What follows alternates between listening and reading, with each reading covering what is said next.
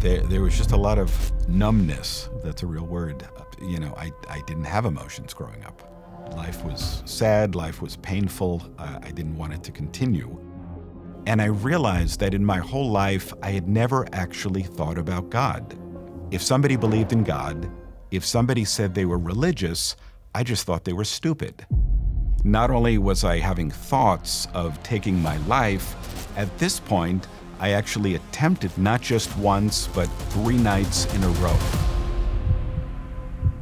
It is more something than I thought. All of my grandparents were born in Eastern Europe, Yiddish-speaking Jews coming to America in the early part of the 20th century. When I was growing up, we were no longer Orthodox, but we were very definitely Jewish. For example, every year at Passover, I would ask the 4 questions, of course beginning with Ma nishtana halayla hazeh mikol halelot. Why is this night different from all other nights? And every year we gave the same answers, but did I believe it? The story of Moses and Pharaoh, the plagues, the miracles, did I really believe all that? No, of course not. Did anyone actually believe that? The idea of Jesus having anything at all to do with my life was just unthinkable. There was one time I remember I was young, I was at a mall or maybe a department store in December. They used to play the Christmas carols on the loudspeakers. And I heard things like, "O come, Emmanuel," and "Ransom captive Israel." And another one talks about little town of Bethlehem.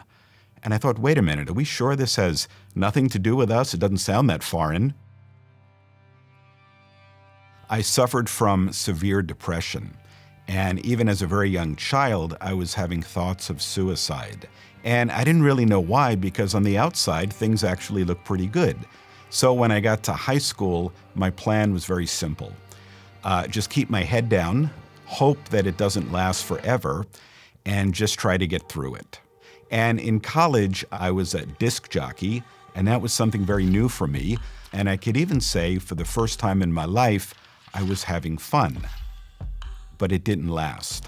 I started having the old feelings and the old thoughts that I had when I was growing up.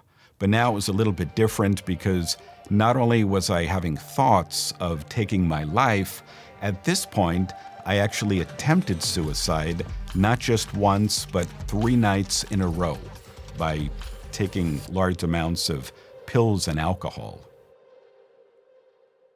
After the 3rd night, I was found, and I was taken by ambulance to the hospital. It is more something than I thought. I went back home to New York, and while I was there, I learned some things about my family that I had never known before. For example, both of my grandfathers had actually committed suicide. And I would also later learn that one other, a great-grandfather back in the old country, did as well. The one point of optimism I had was having just hit rock bottom, I had nowhere to go but up. So I decided to give it a go, life. And I tried different jobs and different things, wasn't successful at anything, and I wasn't quite at the point of having the old thoughts. But I guess the best way I could explain it is I was maybe thinking about it. And then one day, out of the blue, I heard some very shocking news.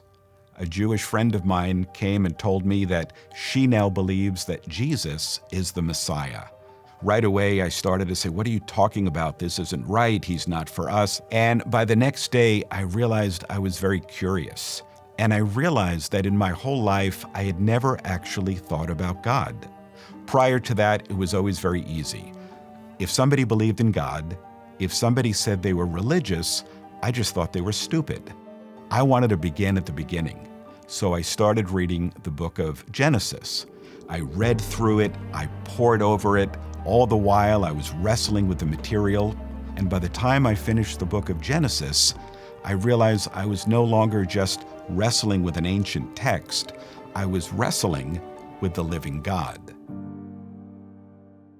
Now, my job that summer was selling ice cream from a cart right in the middle of New York City. So all day long, I sold ice cream, and that gave me plenty of time to think about everything I was reading.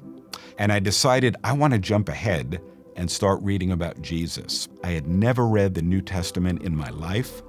I had never been in a church for any reason. I knew about the Crusades and the Inquisition, and I knew about the blood libels and the pogroms, and obviously there's no good news in any of that. But now I'm going to the source. What in the world am I going to find in the pages of the New Testament? I'm now reading the story of a Jewish man who lived in a Jewish place and taught a group of Jewish followers and celebrated Jewish holidays and claimed to be the fulfillment of Jewish writings. On every single page of the New Testament, there is some kind of reference to Moses and the Jewish prophets.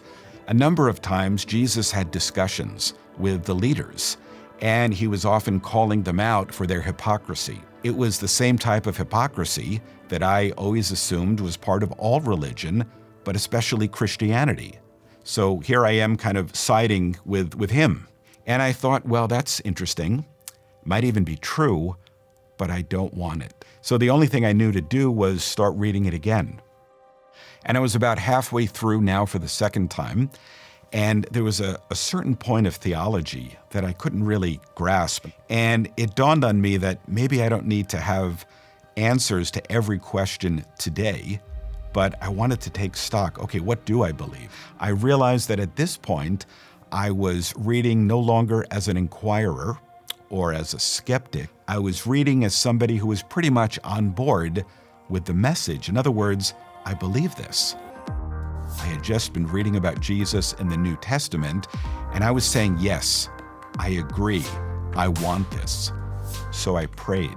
I need Jesus as my Lord and Savior. And God not only heard my prayer, He answered it immediately. And from that moment on, I became a new person. All of the stuff, combination of spiritual issues, psychological, emotional, nature, nurture, was lifted, and I was set free. It's now been 37 years. I've had challenges like anyone else, but I could say in all this time, I have not once thought about suicide. It's not a fad. It's not a phase. He didn't come to turn bad people into good people. He didn't come to make us religious. He didn't even come so that people suffering from severe depression can feel better, although I could tell you that's a wonderful bonus.